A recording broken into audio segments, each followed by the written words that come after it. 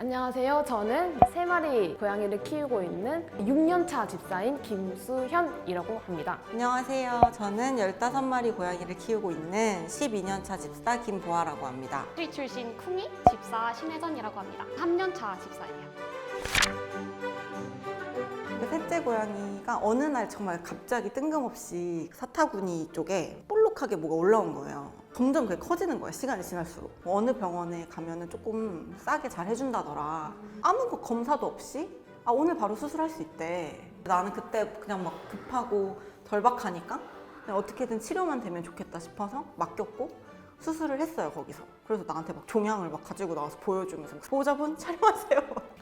근데 나는 그때 너무 바보 같아가지고 그게 이상한 건지도 모르고 수술 부위가 잘못돼서 이제 그때부터 그걸 낫게 하기 위해서 그 뒤로 몇 년 동안 병원을 한 4군데 정도 더 다녔던 것 같아요. 저는 저희 쿵이가 온 동네를 그냥 돌아다니면서 살던 친구였는데 저희 집에 갑자기 간택을 했어요. 근데 들어와서 살게 됐는데 얘를 검사를 해줘야 될 거 아니에요, 갑자기? 그래가지고 병원에 막 인터넷에 검색을 해서 그냥 갔는데 뭐 기냥인데 하면서 설명을 하고 그래서 검사를 좀 하고 싶다, 어떤지 이러니까 그냥 거의 가격표 같은 종이를 저희한테 보여주면서 이런 검사가 있다, 골라서 해달라고 하면 해준다 이러는 거예요. 둘째 설계가 저는 허피스 바이러스로 2016년 말부터 지금까지도 계속 제가 케어를 하고 있는데 큰 병원 갔을 때 첫 번째 선생님한테 접종 안 했습니다 라고 말을 했어요.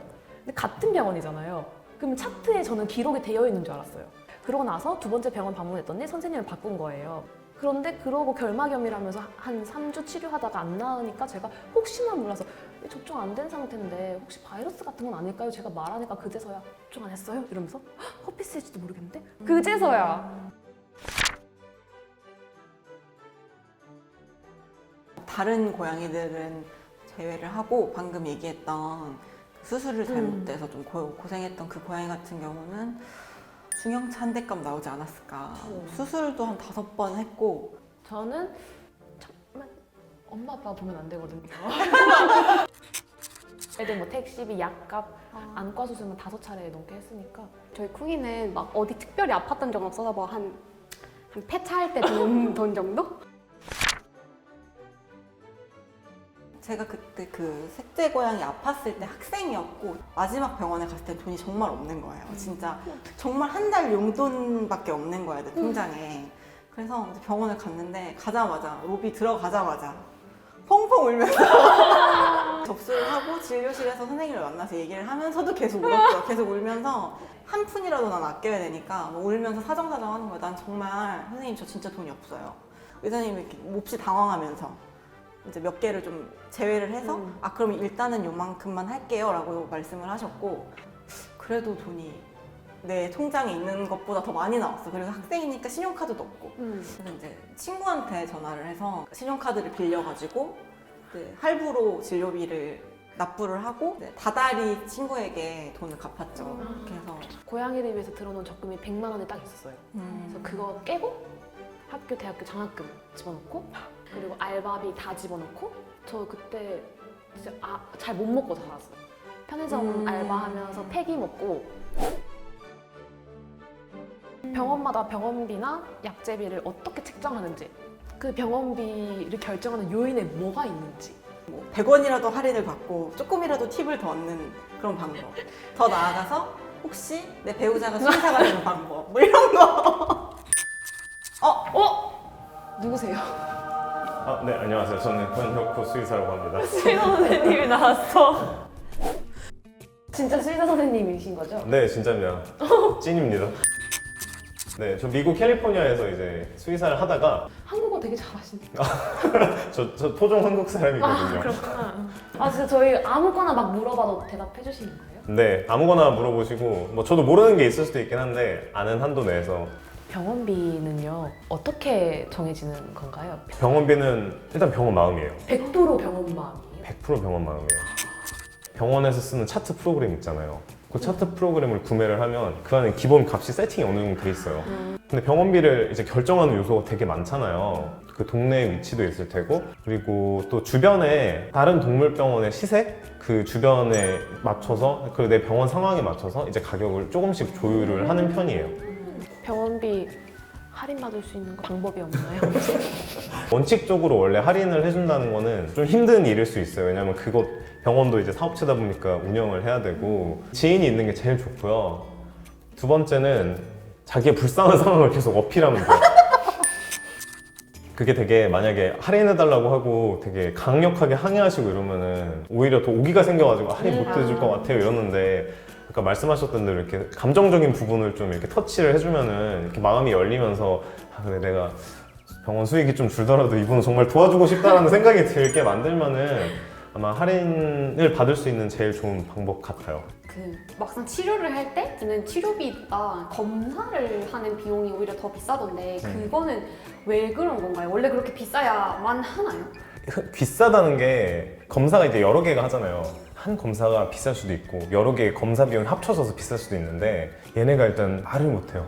A라는 검사랑 B라는 검사를 하면 검사가 두 개 다르잖아요. 두 개에서 얻은 정보 조각들을 모아서 아 이거 같다라고 이제 추측을 해야 되거든요. 그렇다 보니까 아무래도 검사 비용이 좀 비싸지고 오히려 치료 비용보다 더 많이 나오는 경우도 생기는 것 같아요. 그러면 나쁜 의사 혼내주는 법 이런 거 없어요?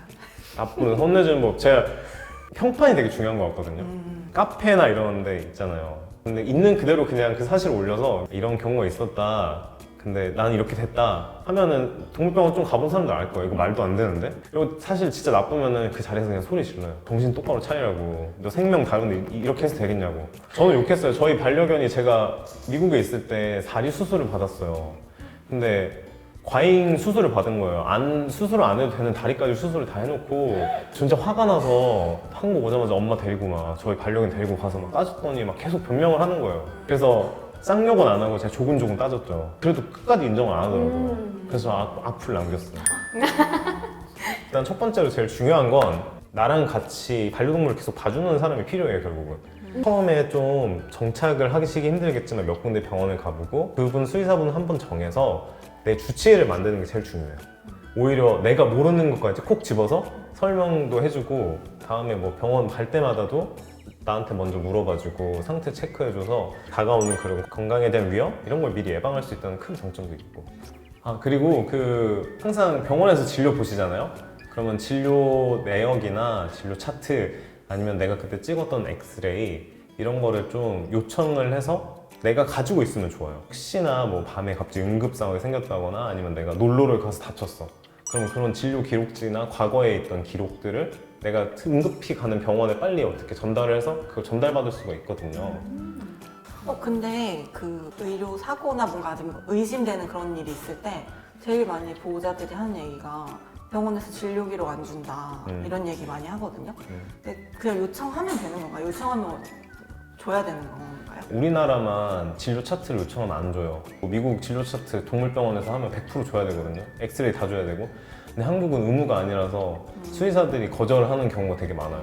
그렇다 보니까 진료 차트를 요청해도 안 줄 수도 있고 그냥 저희가 다른 병원으로 보내드릴게요. 거기 알려주세요. 이렇게 말하는 데도 많아요. 막 강요한다고 제가 받을 수 있는 건 아닌데 좀 부드럽게 해서 제가 그냥 좀 개인적인 기록도 있고 혹시 응급 상황이 오면 쓸 수 있는데 좀 받고 싶습니다라고 인간적으로 접근하면은 그 거절할 수의사분은 되게 적으리라고 생각해요.